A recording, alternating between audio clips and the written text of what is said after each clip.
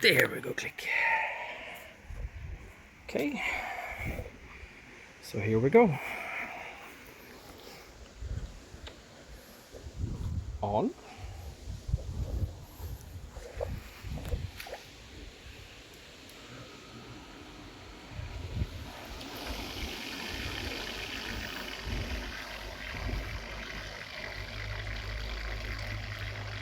Water. And out of the leakage hole, no water. So that's right.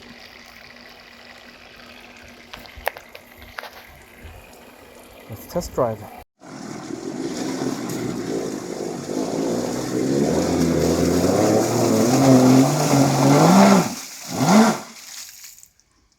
So we're back at the shed after test driving for the first time. Sorry I just got one clip, but I just asked my neighbor to quickly come and take some video, and I couldn't hold the camera at the same time. So anyways, something I learned from this. This was like 10% of the power, because turns out this pipe does not fit well in wherever that goes. It goes into the motor controller on the down there. Yeah, it's loosened up. So I had to pull this out. It was kind of floating water. Maybe you could see that in another video, coming out water down here, because I have holes here to let water escape. If it for some reason would come a lot of water, I want it to go out and not kind of drown the whole thing. So I can't go out and drive this. It's not ready for that. I need to buy this kind of pipe that doesn't easily do like this, like the other one here, but I need this dimension. So yeah, lovely. But that was a highlight of this spring that I've been working on this motor. But it got me real scared in one way, because what I want to do is, you can kind of see there's a lot of space here, and this bolt to that, don't feel super excited about that. I don't think the carbon fiber might help enough either. I'm probably going to reprint another one, which is much thicker out here, because I mean I have all that space. There's nothing blocking it, so I could make it like 5mm or 6mm thicker. Put a lot of plastic around there to make sure that it can't go out.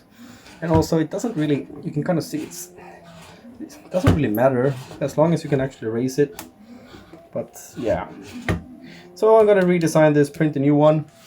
I got this big bag of 5 kilos of ABS, so black ABS, and I had ordered another one a long time ago that just came, so I have like 6 kilos of ABS that I bought really cheap. Sunlu had a discount for like, was it 5 kilos for like 50 US, so that was dirt cheap, 10 US a kilo, and these weighed about 700 grams, so yeah, I could create a lot of these for that. But yeah, I'm probably gonna make one more. It's given that was 10%, absolutely, I will have to go into the motor controller, connect the computer, and limit that. I will.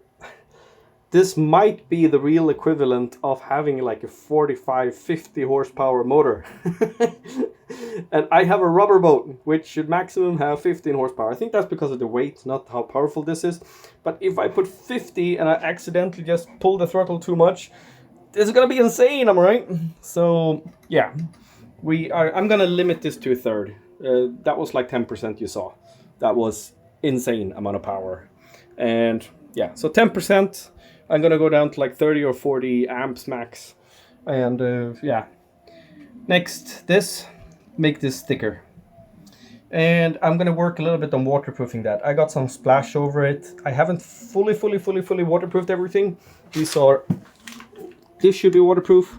These are waterproof connectors with the rubber, making sure they're far apart, and that should be safe, but I don't have here.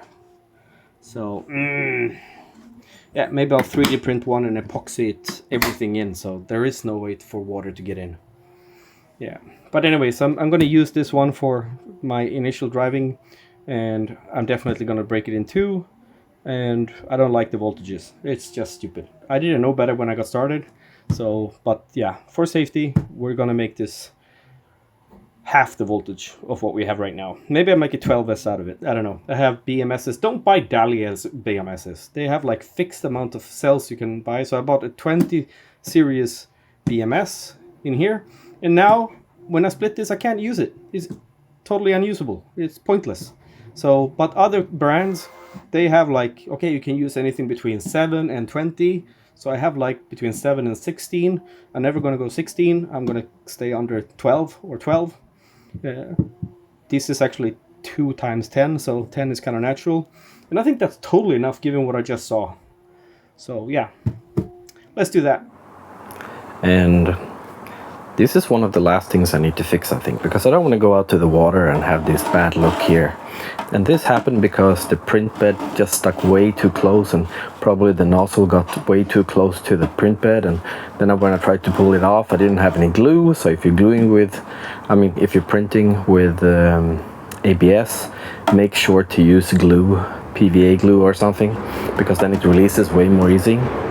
And yeah, it's all black, and I put it in the sun, and yeah, it gets a bit warm. Not ultra hot, but warm. And I want to have some airflow, so I just drilled 2 holes. Then I printed a new top. And yeah, it kind of airflows down there, goes in there, and then comes out there on the back. So hopefully a little bit wind when you drive is going to push a little bit cool air inside. It's not going to do a lot, but better than nothing, I guess. And also it looks kind of neat. Let's put it on. So at least it looks way better than if I didn't have it there. So yeah, it's time for a little bit Swedish Biltema epoxy. And there we go. Now it's on. Just a little bit quick epoxy for a few minutes and wait, push it down the corners. So yeah, guess that's good. And it also has like an intake nozzle, so more air is pushed in as it moves forward. And yeah, I'm gonna be happy with this. This is at least 100 times better than having a big hole up here, which looks really nasty. So that's pretty cool. Let's continue with the final stuff before going out.